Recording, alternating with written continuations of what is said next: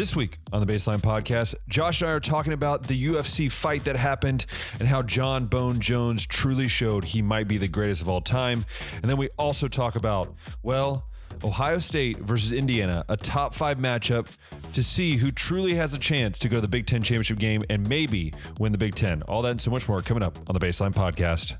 Hey everyone, welcome back to the episode of the Baseline Podcast. I'm Ben, that's Josh, and we are back again for another amazing week of analyzing sports and having just us two this week. You know, we had a guest. We want to thank Bryce again for his knowledge, because that helps when I have to talk about it, because we all know that doesn't work well. But no, in general, we thank Bryce for coming on. But also, it's been a crazy week of sports. Not really crazy. I feel like it's been a subtle week, but some big things have happened. We'll talk about how the Browns still suck, but Josh, how was your weekend? How was your week? How are you feeling after this past weekend of sports?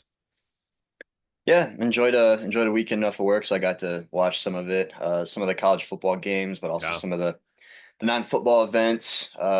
Passed on watching the Jake Paul Mike Tyson fight, but was able to watch the Jon Jones Stipe Miocic fight that we discussed on the show last week, and so good times all around. I was pretty over on close, my end. by the way. I was pretty close to my prediction, by the way.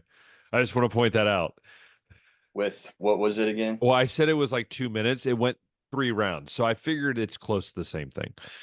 You know, I went like round 2 or 3 submission, I think was my guess. I didn't think knockout, but we can go. Well, whatever. We'll talk about that in a second. But no, yeah. So it's been a great week. I know, dude. For me, it's been crazy because it's now like doing this weird snowing, raining crap that I don't like, and so that means that winter is about here, and then it's just gonna rain most of the time because it feels like it's Ohio. Yeah, it's just not fun. I don't like it. Don't like it. We got snow in the forecast, I think, later in the week too. We'll see if it actually happens. Affects some of the college football games going on this weekend. But yeah, we're getting closer to that time where it makes sense to happen. I love it. So Josh, what should we talk about? Should we start with the UFC fight? Should we just speak about the UFC fight to start and then move into football? Shall we? Yeah, why not? Why not? Why not? Yeah. We don't get to talk about it much anyways, so that is true. Yeah. I think it was very, I will say to start, I think early on, because I watched a lot of like the extended highlights the next day. And one thing I could tell you, which actually wasn't the next day, it was like I woke up for church and I was able to watch it. But I will say though, I thought was interesting was you could tell that one person seemed to be in fighting shape a little bit more, if that makes sense. I feel like Jon Jones seemed more ready, and maybe that's just from a very non-fighter perspective. I don't really watch fights, but to me, it just seemed like Jon Jones just seemed to have a little more ants in his step, a little more giddy up. You can tell me if I'm wrong. I just felt that he just kind of had like a little extra, like just swinging to him and just feel like he was loose. Whereas like Stipe seemed like he was just like protecting to try to get that one blow instead of like trying to go at it. But maybe I'm just crazy and I don't understand it, but that's what I thought. Oh, yeah. Yeah, I thought the same thing. Like right from round 1, Jon just looked a lot faster, took him to the ground pretty quick and got so many just good shots to the head with his elbow that it's just like, oh my gosh, man. Stipe is like, I don't know. I mean, we said that he hadn't fought for like, 3 or 4 years it had been, and yeah, it did look like it. Also, the older one in the fight, both getting up there with age, but yeah, he looked older. He looked slower. He just looked like he just hadn't. The same. Yeah, just not the same Stipe Miocic that he's been in the past. And I don't think this like does anything to like his overall legacy is. But I mean, it's for the resume. It's a solid win for Jon. Some of the stats here, like total strikes, we got Jon at 104 to Stipe's 42. Significant strikes, goodness. Jon 96 to Stipe's 37. Jon also had 70 shots to the head compared to Stipe only 24. Jon had some solid kicks in there too, and then gets the win by KO TKO in round 3. It's like a big brother just like messing with their little brother, like just like, hey, come on, swing, and then just pop him in the face, right? Like, but even like after the match, like it looked like Jon Jones had not even been through a fight. Like he looked so like I could go another 12 rounds. And also the Trump dance at the end, Jon Jones, let's stick to fighting because that was I don't know what that was. Nice little But spin kick there, and then yeah. yeah, the celebration there, the salute to Trump, lets him hold the belt. Yeah, which you could tell Trump Quite a didn't sequence. know what to do with the belt. He just kind of like stood there. Elon Musk is cheering, and he's just like, thanks, appreciate it." I'm sure the Secret Service is like, "Do not hand him anything. Do not hand him anything."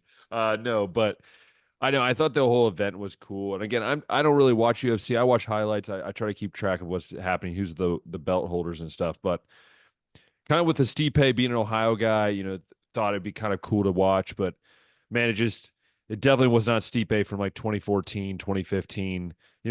People forget that Stipe at one point was like the dog in the heavyweight division. Was like you Hmm. had to go through Stipe, and I think Stipe maybe should have called it 3 years ago and just said, I'm done. I don't know, maybe that's just me, but I'm not saying he hurt his legacy. Like I agree with you, he didn't hurt his, but it just sucks that that's the way he went out. It just kind of feels like he didn't have everything. I kind of wish he would come back for like one little lesser fight and kind of just finish on a win. But again, I know fighters they don't really care about that. Once the time's time and it's time, but feels like maybe it's 3 years past his time. Yeah, it seems like oftentimes, like at least when I've seen some of the bigger names go into retirement, it's after They a get loss, and destroyed. yeah, like a loss where they may not have looked that good. They announce it like right afterwards, like, yeah, that's it, like not going to do this anymore, kind of thing. Yeah. But again, But look, Jon Jones. I believe Jon Jones might go down as the greatest fight. Like that dude has won in multiple divisions and made it look easy. Like Cormier, he was good, but like just something about a dude that's 6'4", whatever he is, 6'4", like 260, and just moves like a freaking string bean. It's just he's just deadly with every kick. It's just yeah, I'm trying to remember. I think it was like 237 when they weighed in for this. yeah. So But he just not super heavy, but like pretty mobile, pretty quick at that weight. And I mean, at the end, he said that he's not going to retire. He didn't really announce who that fight might be. Joe Rogan tried to push him or press to see like if there was Piera. any names that he had in Piera, I think mind, it'd be but good. yeah, Pereira's like one.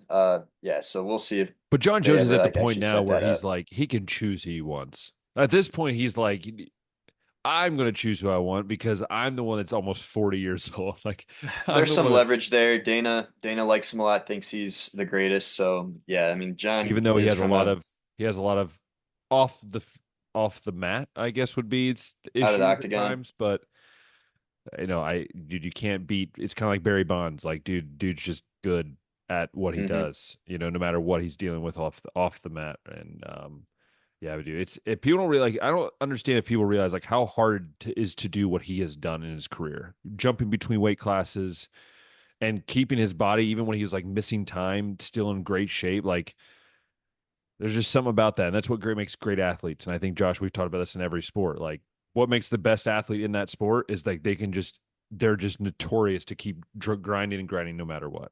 That's just the way they Hmm. are. Oh yeah. Also in the fighting world, yeah, I don't know if did you get to watch any of the Mike Tyson Jake Paul fight? Yes, that was the most scripted fight. At least it looked like it. It looks, dude, Mike A lot Tyson. of other people It's saying just the same thing. like Mike, dude. Like, dude, you should have. He just it made him look from like the Iron Mike Tyson, like the dude that was just like a deadly killer. He just looks so weak, and I know he's not because I've seen the workout videos. Like he's still quick, he's still big, he's still strong, but man, like Jake Paul's not that good. Like again, I know I keep saying that, but dude, the one time he faced a boxer that was almost like a top tier boxer in Fury, he went neck to neck with and he lost to by decision. Like, can we just get Jake Paul in a ring with like an actual boxer, like with Canelo or someone that could just knock him a two piece? Like I don't know, man. I don't know about you, but if I was in his situation, like I think it kind of looks weird when you've been fighting dudes that are like 55 years old, and it's just I don't know. And the whole thing is just weird. I mean, I know he made a lot of, they both made so much money from this, and I know that's to be honest, I think that's what Jake Paul likes. He doesn't really care about. He says he does, but in my opinion, I don't think he really cares about legacy. I think he's just like, dude, I'm making a lot of money doing this, and I could care less how it looks. But Yeah, it might have something to do with that. Mike, yeah, I mean Mike is one of the greatest, but he's old. He's 60 years Yeah. old. But at the same time, some of the clips that I saw, he just wasn't moving as quick as like what we see in some of those training videos where he's like so quick Yeah. ducking And punches I and then also know like he comes was up with some quick ill. hits. I know that he did have a heart issue or a clot issue, blood clot issue back in the summer. So I don't know if that played a factor into it. But I don't know. Like, what's your take, man? I'm just like the whole Jake Paul thing. It just feels like you keep scheduling these kind of matches, and the one time you scheduled an actual boxer, he like almost beat you square handedly, but it was a decision. What's your thought? Like, do you feel like he needs to just like shut up and put up type thing, where he just needs to go in and face an actual boxer and see what happens? Yeah, I don't know. I mean, I don't think that he's ever going to get a fight with Canelo anytime soon. I mean, Canelo's doesn't need to fight guys like that No, of for course. one. But I'm just saying, But like, guys near that level, not that level, but like guys that are actual professionals, been professionals for years. I feel like that's the guys he should be facing, yeah, like not boxers these, closer yeah, his age that like actually are boxers, not like uh MMA MMA guys. Yeah, guys that were like wrestlers or something like that. Like guys that can actually strike, like what Tommy Fury was. I think that people would like to start seeing some more of those fights instead of like necessarily just the two big names, yeah. basically. But yeah, it's they're definitely doing well in the making money category. I mean, both I of mean, them I get wouldn't what, mind. 20 million out of Dude, this I wouldn't one? mind getting knocked out, and you give me a 25 million to get knocked out. I don't mind that at all. Just like, yeah, pay for my insurance. I'm all good. I'll take the Yeah. money. Like, no, but seriously, I mean, it's like, and that's why, like, I think it's like it just feels scripted, man. It feels like I was watching WWE, man. When I was watching it, I was just like, this is just WWE with just actual punches. That's literally what I felt it was. Maybe I'm wrong, and Yeah. maybe I'm being too critical, but it's just hard to believe it when, first off, it's on Netflix, which that already tells you there's money behind it. So, like, you know what I mean? Like, it just, to me, it's just, I don't know, it's weird. It's just weird. Yeah. 60 some million people tuned in. Netflix said to That's watch it. nuts, man. It's just nuts. So they got some payday too on there. And uh I didn't have anything else to say about that. No, If I you're neither I. Neither have good. I. Let's Yeah. move on. Move on to more disappointment in Oh, Cleveland geez. football Yeah. scene. Gosh. Yeah, I Taysom thought Hill this was supposedly owns us. Mormon Tatum, Mormon Taysom. He owns us. Is pretty much what it was. I thought that this was the last obviously winnable game on our schedule, but I yeah, said they were it's going to lose. turns out to not be the case. Yeah, like you said, Taysom Hill ends up looking Just like a owning us. all-star against us. Yeah, we gotta. Gosh. As far as winning percentages go, Jacksonville's the only one worse than us. They got 2 wins, 9 losses. We got 2 wins, 8 losses because we've already had our bye. Dude, But just sell it out, man. Just go for that pick. At this point, just go for at the this pick. point, you got Pittsburgh, Denver, There's no way we Pittsburgh win another again, game. Chiefs, Bengals, There's no way we Dolphins, do another Ravens. game. We're going 2 and Well, 15. we'll get one more win, I think, just because that's like the Yeah, but nature of the NFL is there's you some also freak you incident, also but I said, don't know which you game also that'll said be. we also said we were gonna get a win this week, and I said no. I said we weren't winning this week, and I was right. Yeah, but there's freak things that happen all the time. There's Also, Jameis looked good, by the way, at times. He actually looked good. The he defense did just like played I sucky. was at least right about that part. Like Jameis was gonna have a big game since the week before. He wasn't so hot, man. I mean, almost 400 yards, 2 touchdowns, no picks. That's you would have thought that would have been a winning formula. Not that. And Oh, jeez. even Some news. running through the box score, we had more first downs. We had 30 less total yards. We crushed the passing game, but the big discrepancy was the 214 rushing yards for New Orleans compared to our 66. New Orleans had more penalty yards than we did. They'd had more turnovers than we did, and somehow they come out with the It's Browns football, man. 35-14 win. It's Yeah. Browns football. No, I will say this. Josh and I, if this does keep going the way it is, Josh and I are gonna have a fun time doing our mock drafts. We'll finally actually have a chance to have fun with our mock drafts with the Browns. We never get a chance to do it. Finally gonna have a Yeah. chance. Yeah, we'll get some more so dreams, I think, because they're never gonna like follow through with what we want. Oh, never. Never. And they'll probably There's screw not it up anyways. there's not a number one pick worthy QB, I think, coming up No. between the guys that we initially And the thought court preseason. No one's really risen to like be that guy. So I'm just like, do we trade it back because we've we've done that before, and we've traded like Brandon Wheaton late, Oh, drafted him please late. We no. drafted Oh, Johnny don't Manziel remind late. me. We've drafted Brady Quinn late. Like we've never really Hey, Will Howard, man. gone That's for what it we're at getting. quarterback early. We're gonna get Will Howard. That's what we're gonna go Shoot. for. Uh, Not me. I don't think that's any solution either. But that's like, later Yeah, discussion for another day. We get to go to Thursday and host Pittsburgh for that's gonna 8:15 be a loss. kickoff At there. Pittsburgh. Ugh. No, this is the one that's at Cleveland. Oh, well, Pittsburgh's still, Pittsburgh hosts us I don't know, in man. December in a D- couple weeks from now. like I will ask you this though question before we get into the prediction. Do you think that Stefanski's gone if they don't win another game?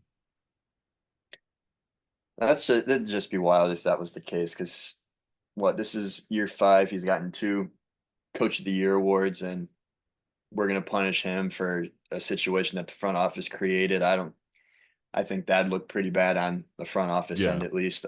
I think that if he's gonna go, it's got to be like he goes and Barry goes, and it's like this whole like regime goes, and they start with like a clean slate. Like getting rid of him right now, I don't know what that really exactly does. No, I get you. Yeah, I think yeah, I'm kind of in that boat too. Like, I think the fans would be really upset. I think because I think most of the fans don't blame Stefanski. I don't feel like they do. I feel like most fans are blaming kind of that front office, the decisions that were made. Do you think I'm wrong? At least that's No, the I gauge think I I think the get. I front think. office and Deshaun Watson are holding most of the blame. Well, if you had to take a pick, you'd probably go with like front office for putting us in this position, and then Deshaun Watson for being the guy that they traded for, and then Yeah, you got like maybe Kevin over here. yeah.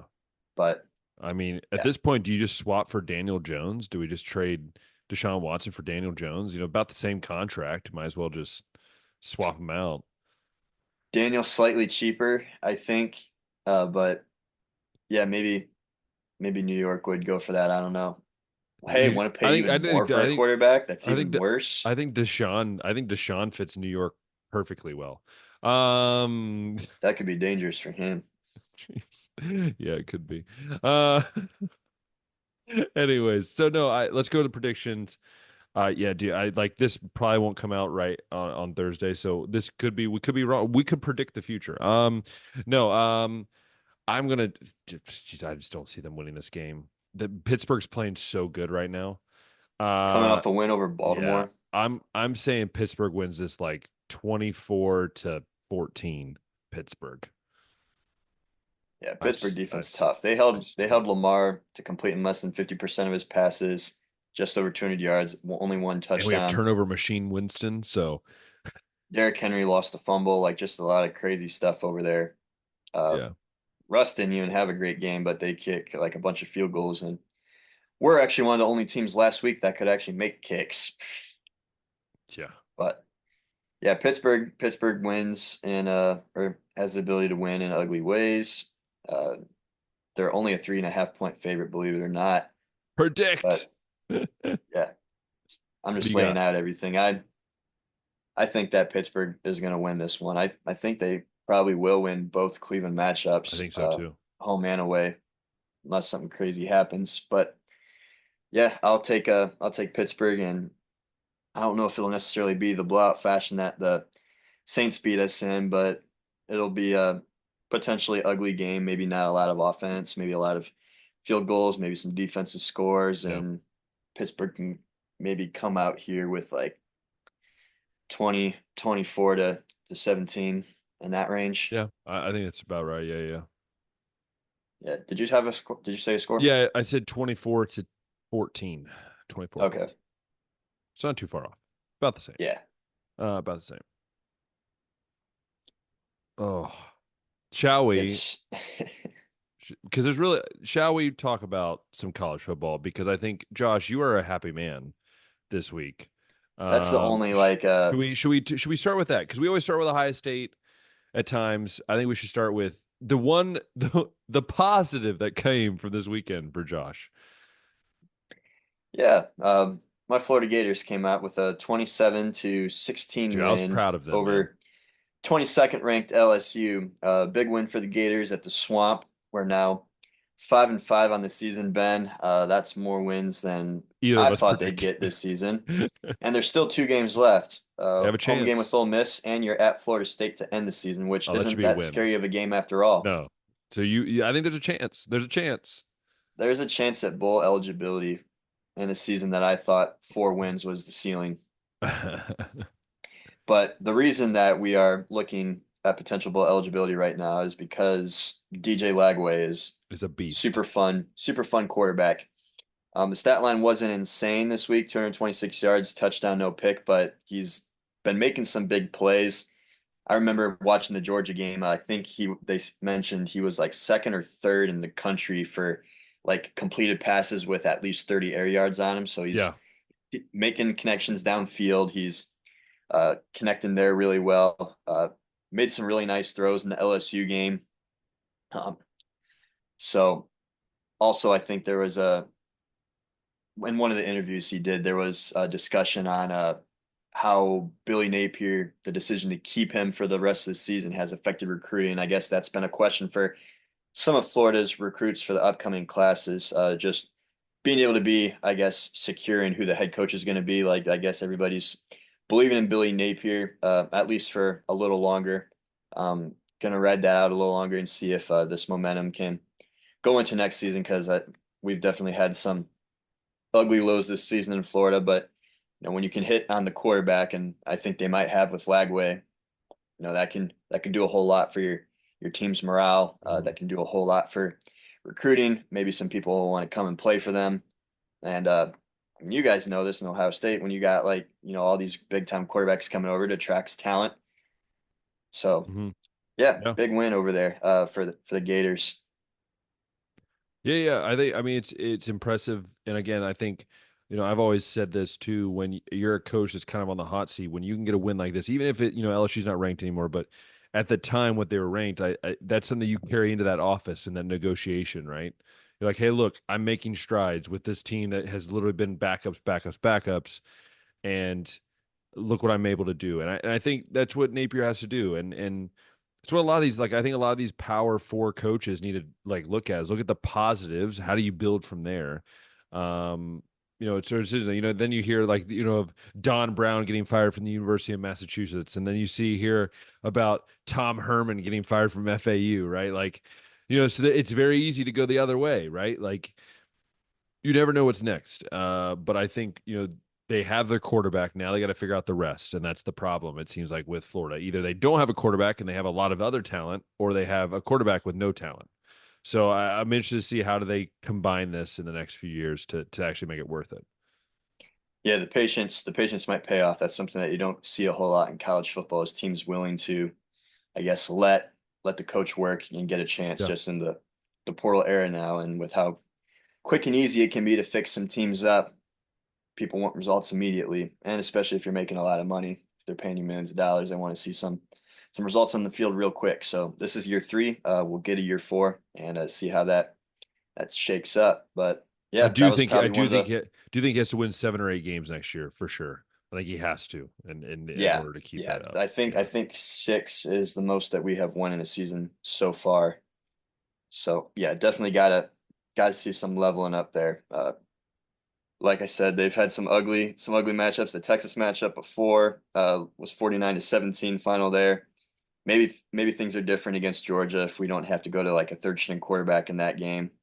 But hung in there with Tennessee um, early in the season. Just they didn't look like they were ready. Miami steamrolled us, and Texas A&M had their way with us. But yeah, playing our better football at the end of the year.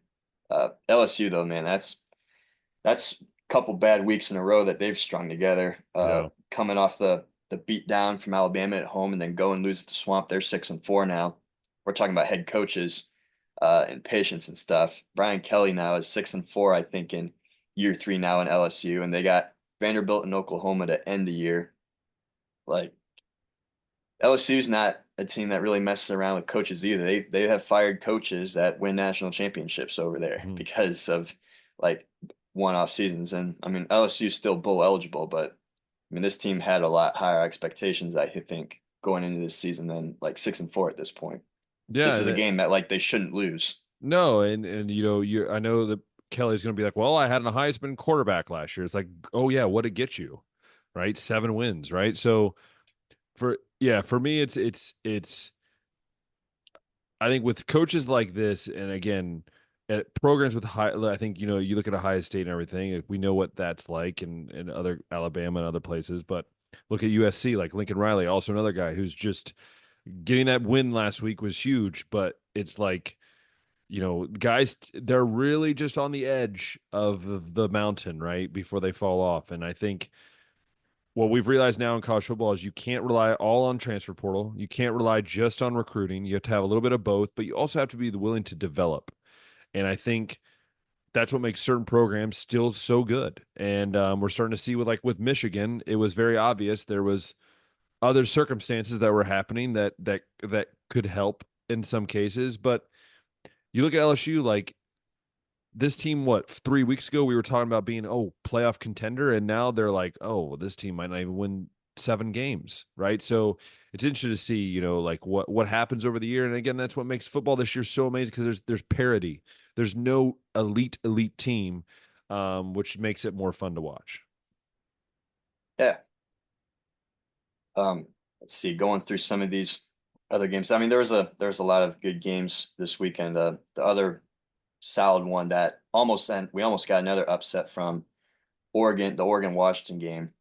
Yeah. One thing that I think was Wisconsin, you mean? worth noting that we didn't mention in our preview is, like, Oregon played, I think, 8 straight weeks. They had a lot of going across the time Yeah. zones in that process. And Wisconsin, while their season, you could be looked at as lost at this point, they had a bye week and extra time to prepare for this one, being the home team.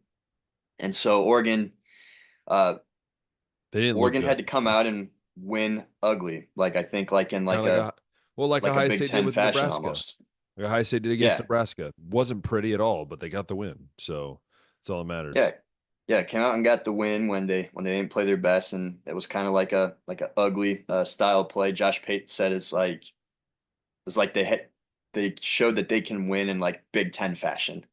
Yeah. If they can't like play their game, they can they They're can still come out here and win games like that in they that seem style. they seem to be the only former Pac-12 team that can actually win in a Big Ten fashion, because the other three cannot. The other three, yeah, they've had a heck of a time trying to do that. Huh. But Excuse me. I also think he built his team like a Big Ten slash SEC team, so that does help. Yeah, yeah, they're good at the line of scrimmage. They got the recruiting, in place, and they fill in holes as needed with the portal. I think that was a one that we saw with Evan Stewart was one of those guys that they go and get from Texas A&M, and he ends up having a big day, 10 catches, 92 yards, with Tez Johnson not playing in this game. So Yeah, that's why you go and make moves like that. true. Um, Also entertaining game from the day was South Carolina, Missouri. Uh, this one, Ben, South Carolina was um, what was it? Checking here. Yeah, this was tight all the way through, honestly. Like, I mean, they come out with the 4 point lead. Yeah, The box score is kind of interesting. South Carolina definitely had some advantages here, with like the yards and the first downs and things like that, less penalties, same amount of turnovers. Also for Missouri in this one, you get Brady Cook playing at quarterback, but South Carolina's just got a solid game from Sellers. Five yeah, he touchdown looked good. passes, He looked 353 good. yards Yeah, through the air. Yeah, added 45 on the ground. Like this whole South Carolina team. I mean, they got it's so interesting team, man. It's a very interesting team.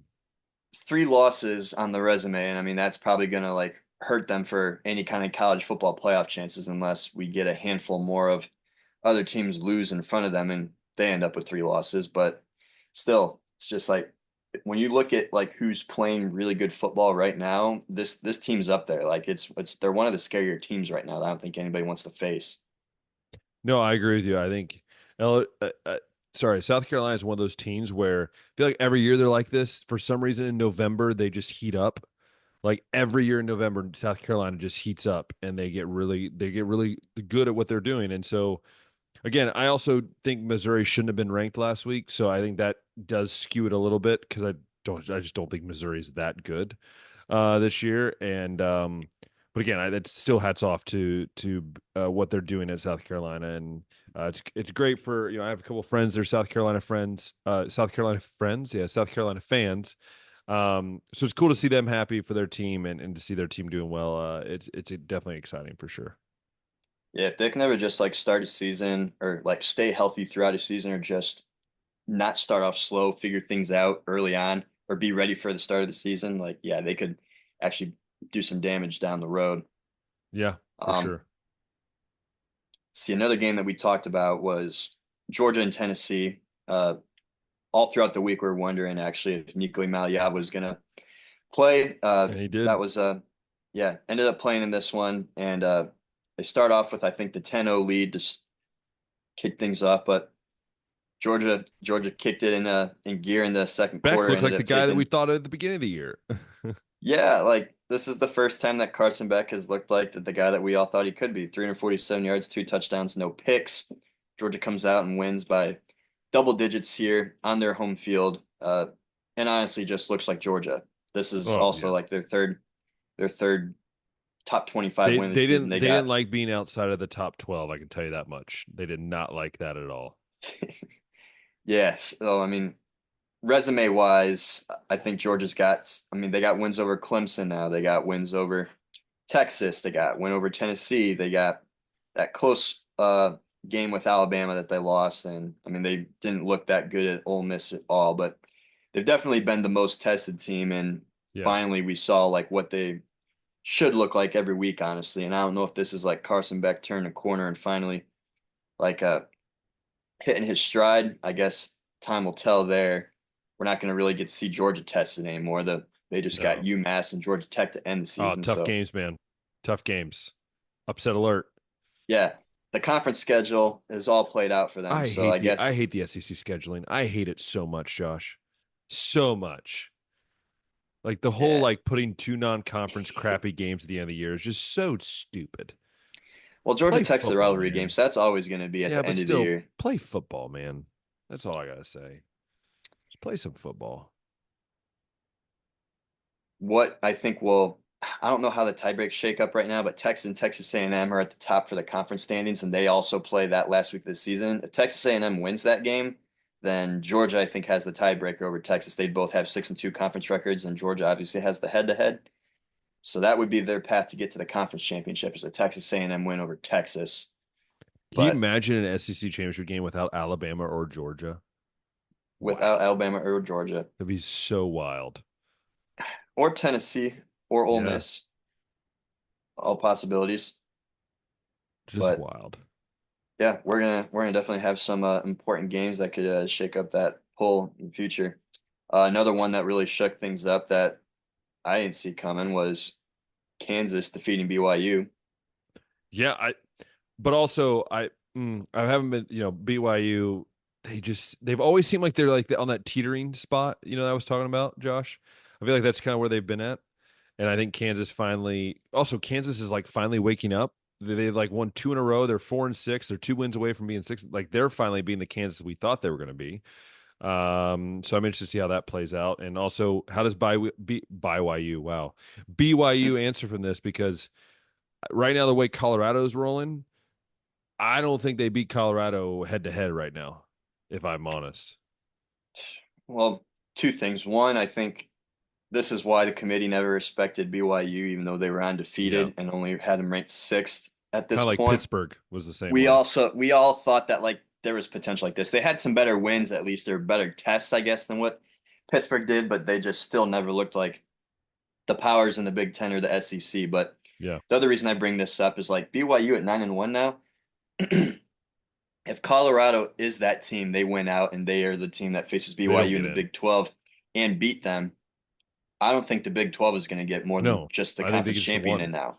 I ACC might thought be the ACC might be the same way. ACC maybe gets two, but I thought the only yeah, path the Big 12 had to get two teams in was BYU to finish undefeated and and Colorado to then go into that yeah, game 10-2, win, they get the automatic bid, and then BYU maybe being, 12-1 at that point gets like would the still 11. just like not Yeah. slide out of the top 12. But yeah, so I think that's worth noting that yeah, Big 12's probably only going to get one team in now, that conference champion, honestly.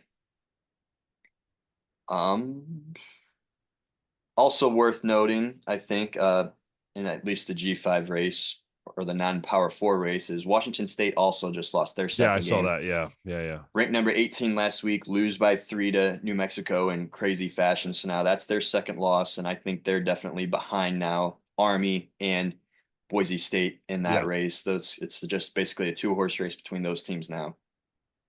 yeah, for sure, for sure. Um, let's see.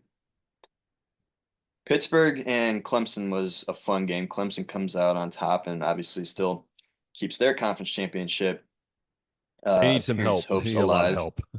They need a lot of help to get there, though. I believe they need Miami gets there if they win out. I believe they need Miami to lose at least one game.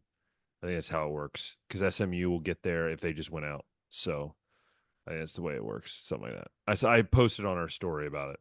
I can read it. Yeah. Uh, so Clemson's got, I think, some more conference games left. No, Clemson's conference schedule's all done now, it That's what looks I'm like. saying. Actually, I have it. Here we go. So basically, if I can find it here. Oh, I didn't post it. Never mind. I thought I posted it. But basically, it was like something like where I think Clemson basically needs a lot of help in order to get in to the championship game. And I just want to point out that SMU at number 5 doesn't look so bad right now, Josh. Just saying. Just saying. Just saying. Yeah, at least the way it shakes up, Miami still has two more conference games, but Clemson's second right now. But Miami can obviously, I think, do something about that. Yeah. SMU just has to hang in there with Virginia and Cal, two teams that are 5-5. Beat Boston College by 10 this last week. So yeah, I think that Miami, I mean, similar situation. Miami losing a few weeks ago might have ruined the chances the Yeah. ACC had of getting two teams in. Yeah. But Yeah. yeah, we'll see what happens there. Um, let's see. I think that was the only other game I think we wanted to mention. Yeah. So, did you have anything you want to say about the Ohio State Northwestern game? I guess we can just No, end I it mean, there. I will just all I'll say is that like, can we never play on a freaking baseball field again? I hate it so much, Josh. Their locker room, the Northwestern had to go to the visitors' bullpen, okay, in left field, which is like a hike, kind of like a hike from the infield all the way over there because they had to go from the infield area. Then the Buckeyes had to go in the dugout. They were in the freaking first base dugout to do their like it just, and then like the walls were really close, which I'm sorry they put padding up against the wall. Have you seen Wrigley's walls? It's brick walls. That It is the Brick with pad's the not gonna Ivy Classic. pad is not going to keep whatever. But anyways, what I'm trying to say is that it was a great atmosphere. I thought Carnell Tate for a homecoming from Chicago have 2 touchdowns was awesome. Will Howard once again is reminding me that, and after looking at stats afterwards, that he has, if not just as good, if not better stats than Dylan Gabriel. And I'm tired of him getting like slack because I think what Will Howard is doing this year is very impressive. What he's doing, for a guy that's really been counted out most of his career, and to come in and be able to do what he is. I don't know if you saw the dirty play by Northwestern. Did you see the ankle twist of Jeremiah Smith? Did you see that? Mm-mm. So you all can look at it online. I know that the Patrick Fitzgerald, which I don't know if that is Pat Fitzgerald's. I don't know if it's the former coach's son. I'm not sure. I think it might be. I'm Mm. not. I don't quote me on that. But basically, this player he like deactivated all of his accounts because he was getting bashed by Buckeyes fans, which is classic Ohio State fans. He basically like tackled him. Huh. He had like a 70-yard run, a 70-yard catch and run, and he came around and he got tackled, but then the guy kept twisting like an alligator roll, like on his ankle, and kept twisting his ankle as he was on the ground. And of course, Jeremiah Smith didn't do anything because that's just Jeremiah Smith. He doesn't, he's kind of like Marvin Harrison, doesn't really care or whatever. But then he tried to do an end around like a couple plays later and just looked awful. He obviously was hurt, and a lot of people were mad. And I'm mad about it too, a little bit. But other than that, yeah. So yeah, I thought overall though, good game, solid win, and on to this next game this week. All right. Well, why don't we go ahead and update the top five power ranking and Yes. top five hasn't watched. I don't know how much is going to change there, Yeah, but I can review it here. Um, So we have from last week, my power rankings were Oregon 1, Ohio State 2, Texas 3, Indiana 4, SMU 5, because I was bold last week. Josh's rankings were Oregon 1, Ohio State 2, Texas 3, Penn State 4, Tennessee 5. Do you want to go first? Do you want me to go first today? I can go first today. All right, do it. Yeah. Top four are Anything gonna changing? stay the same. Oregon won. Hold on to win. They're still undefeated. Ohio State, wins as they should against Northwestern. Being in Chicago, Windy City. I mean, even this wasn't at the Northwestern Stadium. Like the weather there can be pretty crazy over there, just Yeah, with the location. But yeah, go over and beat Northwestern. yeah. Texas, staying at 3. Yep. Penn State staying at 4. They're pretty interchangeable, I think. Both pretty similar resumes. And I had Tennessee at 5 last week, and honestly, when I look across the board, it's just like this is what I hate about the 12-team playoff, Ben, is It's so dumb. Yeah, it's so before when dumb. we were trying to figure out 4 teams, like there was a clear 2 or 3 best teams in the Yeah, country, which I feel like is Oregon and Ohio State this year. And then yeah, like Texas and Penn State, like maybe you have like a couple more that like, okay, we'll give them a shot. Like those are the yeah, teams. And then everybody else is just like, this huge clump of whatever. Like trying to yeah, yeah, figure out the 12, like how to rank 12 is so much hard because like I said, from like team number 5 to like team number 20, there's like not a whole lot No, of there's like not.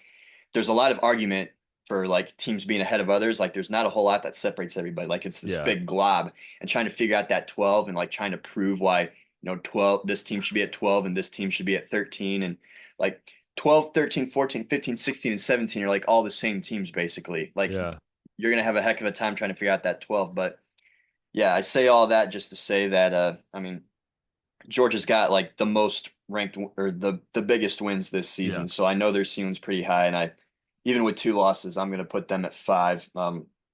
I might buy into like maybe they've found their way, like they've reminded everybody that Yeah, they're they're the the big Georgia dogs. Bulldogs. Yeah, They're yeah. the big dogs, yeah, and they're not going anywhere. I mean, that's 3 solid wins that not a lot of whole teams have. Ohio State can add a solid win this weekend to compete, but yeah, I think that I'm just gonna go with a resume based Yeah. 5th spot right there. Yeah, I mean my top five won't be too much change. So I still have Oregon 1. I agree with you. Everything they squeaked by, but they won.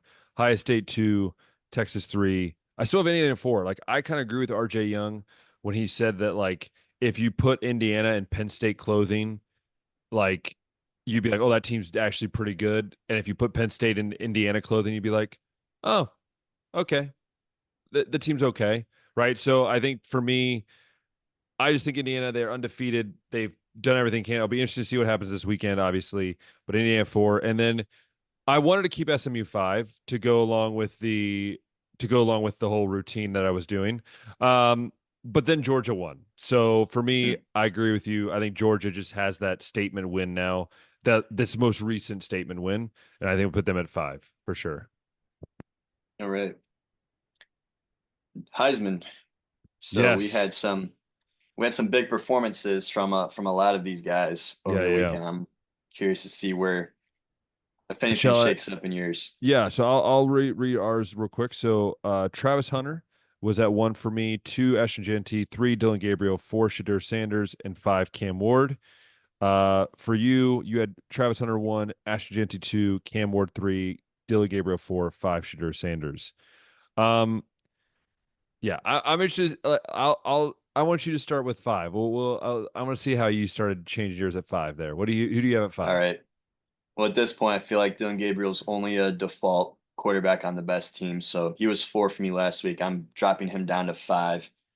Would have liked to see more with Wisconsin, but again, I think the results kind of made sense when you factor in some of the traveling and then maybe some of the rest that all the teams had and the health and stuff. But even still, I mean, I want to see more from Dylan Gabriel, especially when his stats are pretty comparable to Will Howard's at this point. It's much more of like a by default narrative driven career stats kind of campaign, not really like a 2024 solid season. So bumping Gabriel down to 5.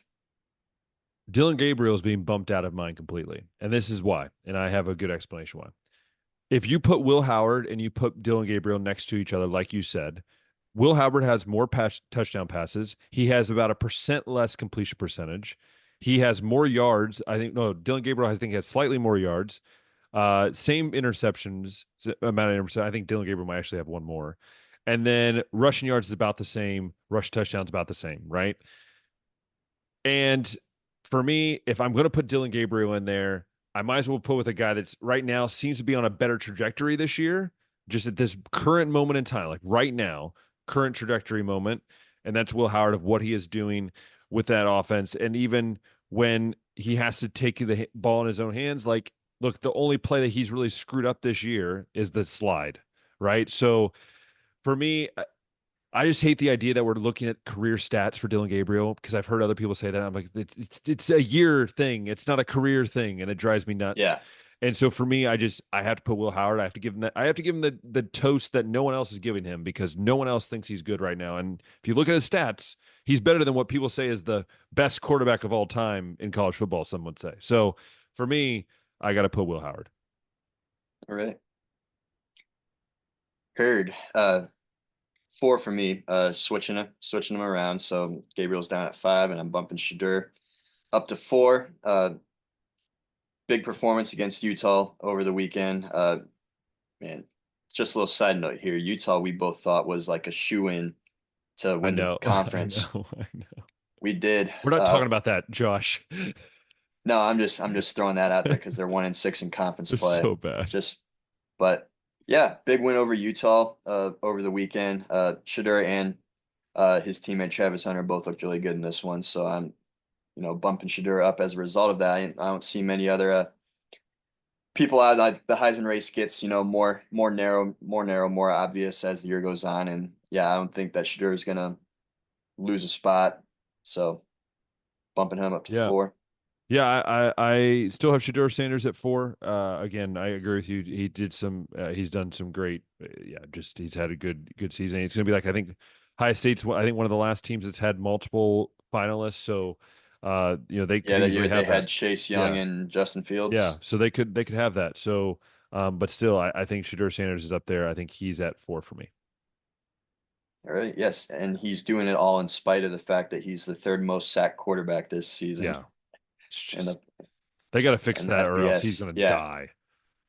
yeah. Any kind of like playoff hopes, you gotta fix that. Yeah. But yeah, that's 4 for me. 3, I'm leaving Cam Ward here. He's still, I think, first in pretty much all the major categories. Let me double check. By the So, way, he's only like 60 yards ahead of Kyle McCord for yards. I just want to point that out. all right, well, he's 5 touchdowns ahead of Shadur for the lead in the nation. And you're right, he is first in passing yards, but it's actually only by 18 yards. But McCord does lead in interceptions with Carson Beck, so just point that out. More interceptions. Cam's also got more yards per attempt, so take that for what it's worth. Completing, And he runs the ball a uh, little bit better too. yeah. Uh, let me see here. Yeah, so Cam Ward, he's got basically all the stats. First in QBR, just 6 picks. It's a heck of a campaign. Regardless of what you think of Miami or their competition or anything like that. Cam Ward is a big reason why they're even in this discussion to even be a college football playoff team or like an ACC champ to begin with. So Cam Ward, the stat king. Yeah, I bumped Cam Ward up to 3. I just think the stat. I looked at the stats today. And I was like, oh yeah, that guy deserves to be in that top 3 right now. I just Hmm. looked at it. I was like, yeah, he deserves to be in the top 3. So for me, Cam Ward 3 for sure. And Yeah. and I will say this from now. I figured it's gonna be the same for you. My top 2 say the same. Ashton Genty, still a freak, hasn't changed. But Travis Hunter is just freakily good. This dude is just, dude, what he does on the defense side of the ball and then just has like all the energy to still do the offense. And then when I heard the fact that he doesn't like partying or anything, just made me like him a little bit more. I was like, the fact that the guy just wants to play football and go to school, I like it. Yeah, I got that vibe too. I don't know if you've seen the Coach Prime documentary series on I heard Amazon about it. Prime. I actually didn't see any of it, but Yeah, that was something that I've discovered, I guess, with Travis was he hates the for popularity the stuff. Yeah, he could have definitely a lot more crazy of a lifestyle if he wanted to, but he loves like the simple things like fishing or just a Playing night in video with his games. girlfriend or video games, stuff like that, like very quiet, out of the spotlight kind of stuff. But Seems like yeah, I opposite of the still Sanders boys. yeah, they're always looking for like that opportunity to blow up. But yeah, Travis also I think got a rushing touchdown this week. Jinties should eclipse 2,000 yards this coming weekend, Yeah. but it's not the Barry Sanders pace anymore, but still an awesome season for a running back that we've seen in a long time. So got to keep him at 2 for that reason. Yeah. I agree. I agree. Another thing that I learned from Travis's weekend, at least they brought it up. Champ Bailey, I did not know was a two-way player in Yes, he college. was. He was. He was actually a good two-way player. Yeah, they brought up like guys that have gotten, this many catches Yeah. and this many interceptions, something like that. And I was like, wow, did Yeah, not he know was that. good. Yeah, he was good. Yeah, man. So yeah, that's my Heisman campaign. So Love it. without further ado, let's go into this weekend. But as the playoff race gets closer, Ben, and we got, 12 teams now that, get one of these spots, I think there's a lot of games that are holding a lot more weight at the end of this season than usual, Yeah. which, I mean, the committee hoped for that.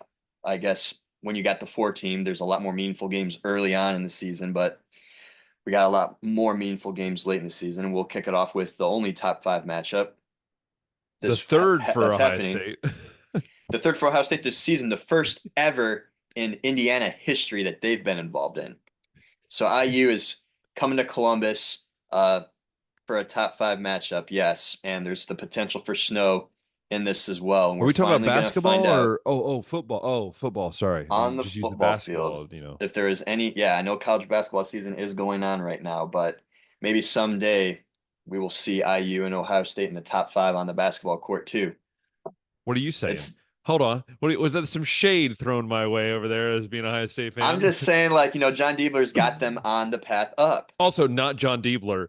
Definitely, that's his Joe brother. Diebler, No, no, no. I don't remember his name, dude. Jake. It's Jake. Jake Diebler. Dang it, too many of them, man.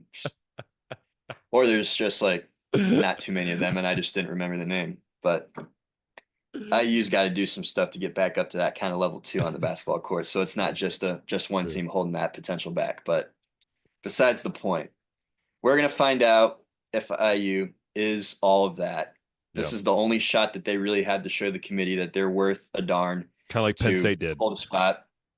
Yeah, Penn State, lost only by 7 in that game.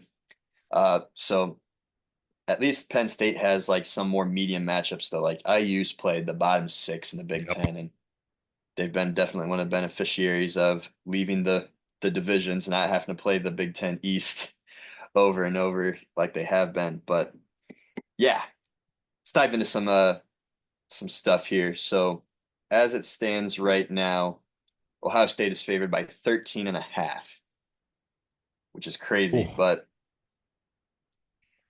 I think we learned from IU in the Michigan game that that was like really the only time that their offense has gotten tested. I think their defense really hasn't had many offenses that they've gotten to go test against. I mean, they're going to get obviously tested both sides here, but I want to believe, Ben, that I would take the points here that IU can finish within that 13 and a half margin, but what do you think? well, first off, I want to say that Kurt Signetti, you really need to not say things that are bulletin board material before you go play Ohio State. We've learned what happens when that happens against Ohio State.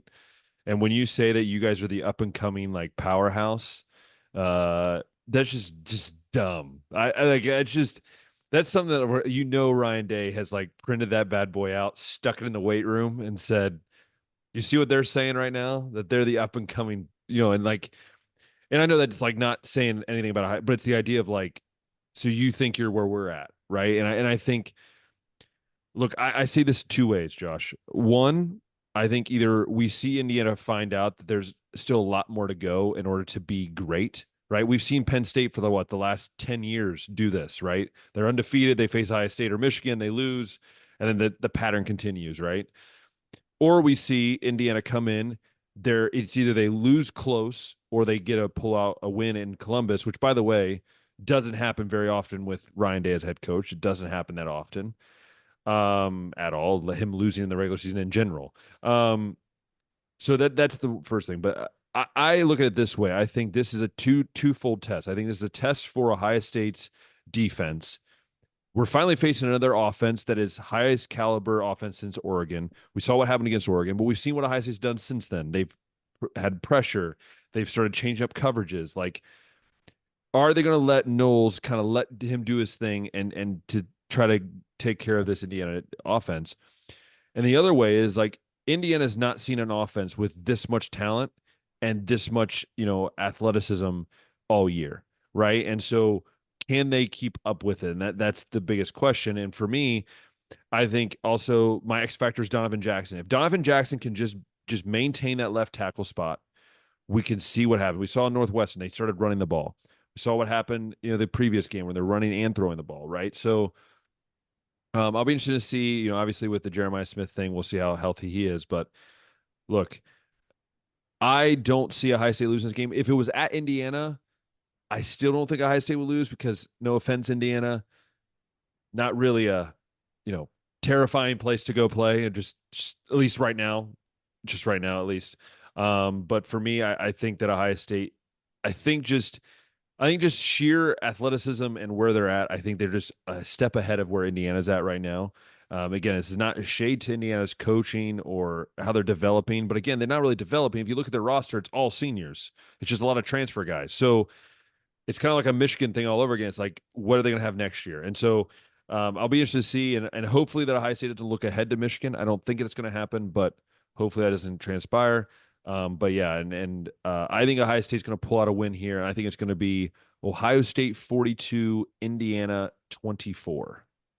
Man, I think it's more of like I just want to believe that Indiana is legit. It's just a darn shame that they're not going to have more chances to prove it outside of this game. Yeah. But I do think Indiana, enough things go the right way, they can finish within that 13 and a half. So I'll give Ohio State a 34-24 win. But it's still solid. It's double digits for Ohio State, and it's still, I think, enough that I would look at that and be like, okay, Indiana, they could be one of the top 12 teams in the country, but yeah, I don't think they're going to come out and win this game. That would, shock the world, I think, if that happened. Yeah. And I think too, like this is every goal then from this game is for Ohio State, right? You can go then play Michigan. You beat Michigan for the first time in 3 years. You could then can go and beat Redemption against Oregon and actually beat them on a neutral site, right? And then you get to go try to fight for a national title. So like all those three things can happen. And I think this is the game that marks that, and I'm very interested to see what happens. Yeah, potentially a first of a lot of good stuff for Ohio State, or at least the first of like the hard stuff like starts actually happening. Yeah. See what they're made of. Also happening at noon is Ole Miss at the Swamp. Ole Miss is 10.5-point favorites in this one. Yeah. We've seen Ole Miss lose to some teams they shouldn't this year already.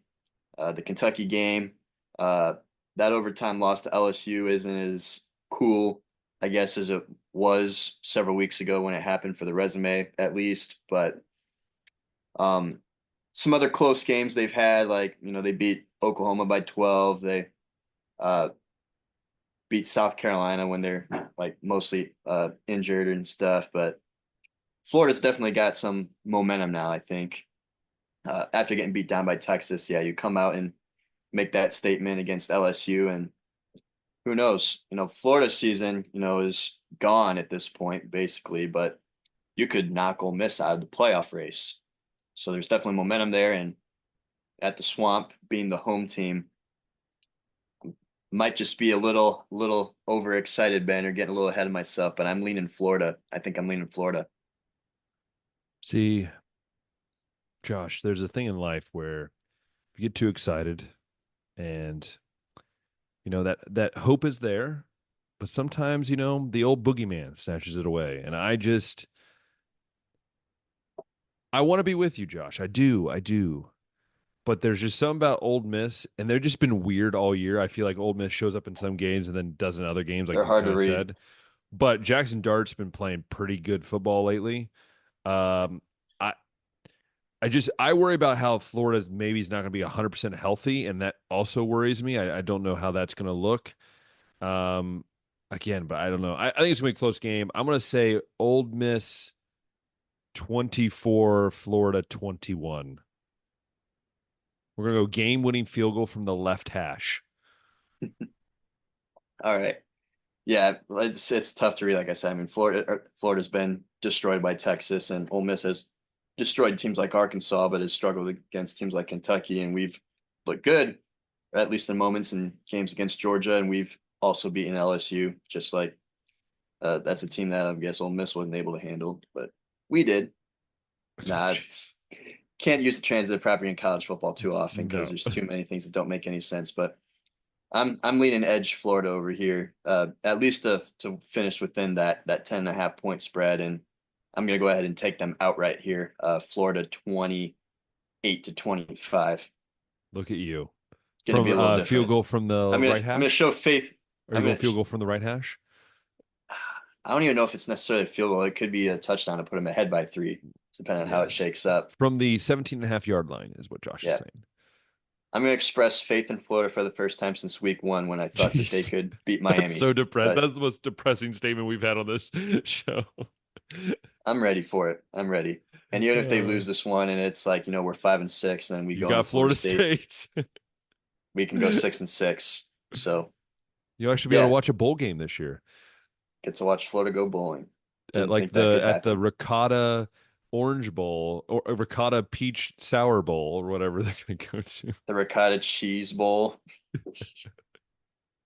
Shoot, man. Just saying. Um, this is another game here that's got conference and therefore playoff implications as well, since it's in the Big 12. BYU is going to Arizona State. Who Arizona would have State thought sneaky, this would have man. been who would have thought Sneaky. this would have been one of the more important matchups in that conference this season? Not me. But yeah, Arizona 8-2 coming off a win over Kansas State last week. Arizona State, you mean, right? BYU Arizona State, you mean. Don't want to make Arizona Arizona people. State defeated Kansas State. That's what I Yes. said, right? You said Arizona. Don't want to make people mad down there. Oh, I thought my bad. My Yeah, bad. and so they're the home team here, and BYU obviously coming off their first loss this season, very disappointing to Kansas. So maybe a little shift in momentum there. I mean, Arizona State doesn't have like that real statement Yeah, win. Like statement. Yeah, yeah. their losses this year to Texas Tech and then Cincinnati, which are weird. Gross. And then I guess the most notable wins that you could point to and be like, oh, okay. I mean, since Kansas just got BYU, I mean Arizona State beat Kansas earlier in the season by just 4. Um, Blasted Oklahoma State, but as we've seen, Oklahoma State's awful. Um, and then Kansas State was like nice, but Kansas State's still like 3 losses now, and Yeah. they've also had like their like inconsistencies too. But yeah, this is at least as far as the standings go, Arizona State could jump into that Big 12 championship mix into the standings and stuff, or BYU could snap out of it and get right back on the trajectory that they were on before. Uh, for everyone wondering, Arizona State's a 3-point favorite in Vegas. Thoughts, Ben? Ooh, yeah. I just don't believe in BYU. They just every time I watch them, like this team's gonna lose, and it's also maybe it's just because it's BYU. I don't know. It just doesn't give me the oomph, to think of a team when they have a flipping cat that flies around in their field all the time. That mascot, whatever. He hit his head on something the other day. Um, no, dude, Arizona State's just sneaky right now, and I mean they have like the most amount of like recruiting bans of any team. But I'm gonna go. I'm gonna take Arizona State. Screw it. I'm gonna take Arizona State. We're gonna go 31-24. Yeah, I'm leaning Arizona State too. BYU's got like that win over SMU that they got in week 2, and they got the big win that they got over Kansas State also, but they've just been like begging for a loss basically. Like they probably should have Yeah. lost to Utah the week before. Yes, they should have. Yes. Officiating got involved in that, and BYU wins by 1. The game before that, they beat UCF by 37-24. They Mhm. beat Oklahoma State only by 3. Beat Baylor just by 6. Like they've been like I think either asking for a loss or like just pretending for a little bit here. But yeah, not Yeah. necessarily that Arizona State's like doing a whole lot of exciting stuff on their end either. But I think that they can ride some momentum here, maybe, and go ahead and pull off a win here. And Yeah, yeah. would have thought Arizona State getting maybe a automatic bid in the playoff. Like they got something to play for. Both these teams got something to play for. So it's going to be a fun one. That's a 3:30 kickoff. And also in the conference, talking about playoff implications, conference championship implications. Colorado goes to Kansas, and Kansas has spoiled a handful of teams Oh, I already. would love this so much. You don't know how much I would love this game. Go Kansas way. Yeah, Colorado has been nice. They have won. Let me count Four in a this row. up. 4 in a row, all by double digits. Of course, over Utah, Texas Tech, Cincinnati, and That Arizona. offensive line, man. Yeah, That's what I keep pointing offensive line is to. going to have to protect Shador, please. But yeah, Kansas could be a spoiler here. They're at home. Colorado's only being given 2.5 points in And this they're one, and which they're desperate though. Like Kansas needs to win the rest of their games. Like they have 6 losses. They have to win the rest of their games to make the if they bowl want to get in game. a bowl, they got to win Yeah. these last And two. you have the best running back in Kansas history. He's blown away the records. You have a quarterback who's very solid, a very underrated quarterback. But also you have a team that is just hungry. They just seem hungry. Every time they go face a team right now, they're like, "We want this win." And this is my thing about Colorado. When are the lights going to start shining too much in their face? And that's the one thing I'm worried about them right now is that like we saw Shadir and some of these other guys, they like to live with that little like swagger, which is good when you're playing good, which they are, but I don't know. Is it just me? I just feel like Colorado's always on that brink of like losing a game. Like it feels like any game that could be a loss, and maybe it's because they haven't proved themselves against a really top tier opponent. But I'm leaning towards a. I want to lean towards a Kansas upset. I've kind of went against Kansas the last few weeks because I'm just like, oh, they're not that good, and then I've watched them. I was like, oh, they're actually not bad. I'm gonna go Kansas. I'm gonna say this is like the end of the game type thing. I'm gonna go Kansas 38, Colorado 37. Hmm. Yeah, with Kansas is just kind of like how much can this like continue? Like you lose Yeah. to Kansas State by 2, and then you beat Iowa State, and then you beat BYU. Like, are you really that good where you can continue to do that? And then on the other end, it's like Colorado. It's like, are you like, have you arrived yet? Yeah. Because I So will be honest, they go to the playoff. I think they lose to any of the bigger teams they're going to have to face. I personally think. I think that's going to be the case regardless of who comes out as the Big 12 champ. Yeah. But yeah, Colorado definitely just the issues on the offensive line are going to be a concern against any of those teams that they play. Yeah. So yeah, I'm leaning. I think I'm going to go with Colorado in this one. I'm going to take a lot of points in this one too. Colorado 39-33, but don't be shocked if Kansas pulls this No, off. They've please been doing don't. it. Yeah, don't. They've been doing it, but I'm just kind of like, how many more times can they do this? Yeah. So that's kind of more why I'm leaning edge Colorado. And Colorado also obviously has the higher end talent. Like it's a game that they should win, but yeah, never know.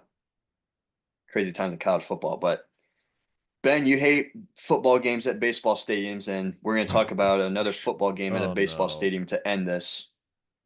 We got Army and Notre Dame at Oh, Yankee Stadium. gross. Oh. West Point's out in New York, I believe, so that's I guess the why they're playing this game there. But last last big one, I guess, quote unquote, for Notre Dame. They end the season at USC. Yeah. Army, of course, undefeated right now. Yeah. Holding on hope for that, that Also, G5 their automatic quarterback bid. is the number 2 in rushing touchdowns. He has 21 rushing touchdowns this year. Yeah. Yeah, Notre Dame, one more, I guess, Have quote that unquote ugly loss test. though. They have that Yeah, ugly they got loss. that ugly loss, but if they go 11-1 and they don't have a conference Can they championship just game, they should be secure in their I playoff spot. I read an article that said, or like a post that was like, can we just force Notre Dame to join a conference after this year? Like they should have to like face, like they need to, like I feel like they need to go through that. Like I just it's so hard for me to go like all these other teams are just like fighting it out with other conference teams, and I don't know, maybe that's just me, I don't know, but I just think we have to. Well, yeah, I think once we get to like situation where if you lose a conference championship game as a top 12 team and that loss bumps you out, teams are going to be like, well, why are we being punished for making this game when Exactly. teams like Notre Dame don't even have to get tested in this spot? Like, we'll Exactly. see how many times that happens because this format is only good for 2 years. It expires in 2026. Yeah.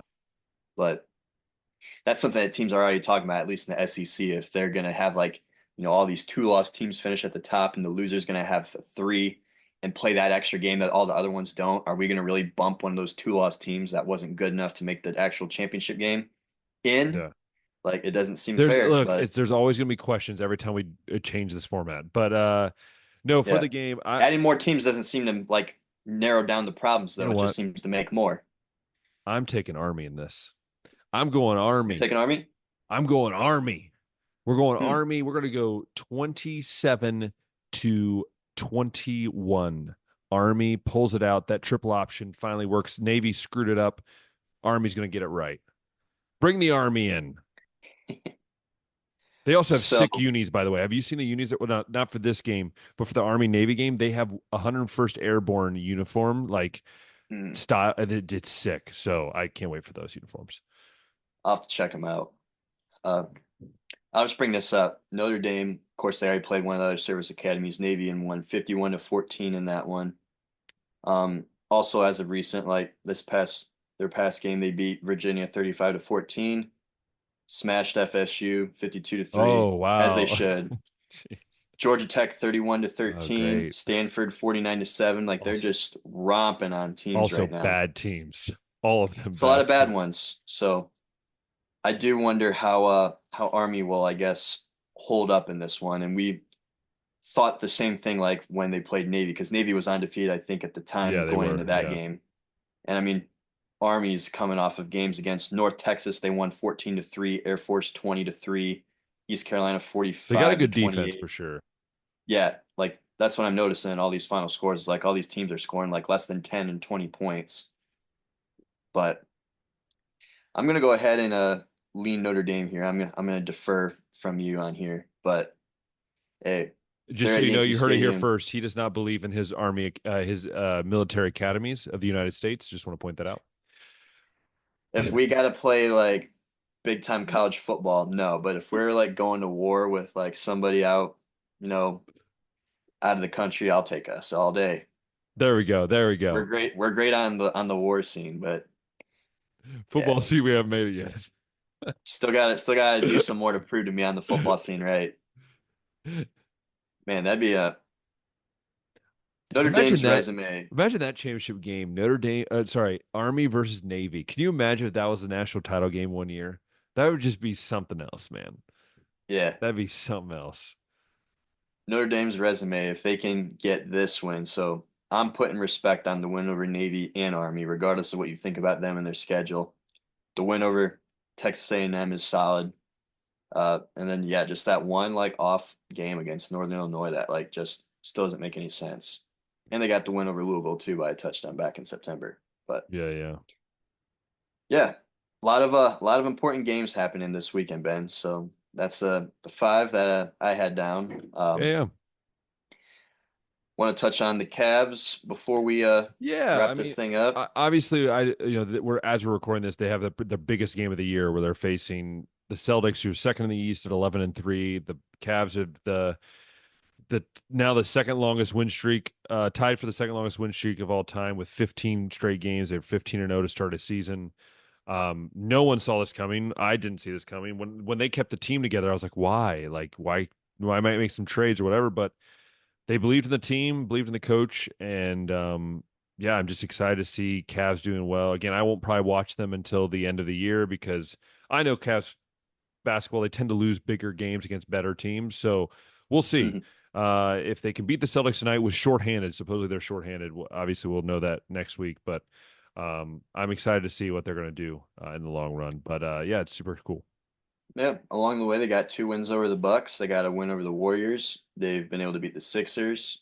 They've been able to beat the Bulls a couple times, it looks like. But yeah, Boston's second place in the East. So this is the best team they've played by far so far. And So, it's the NBA Cup, such a oh my great in gosh. yeah, don't even get me started on that.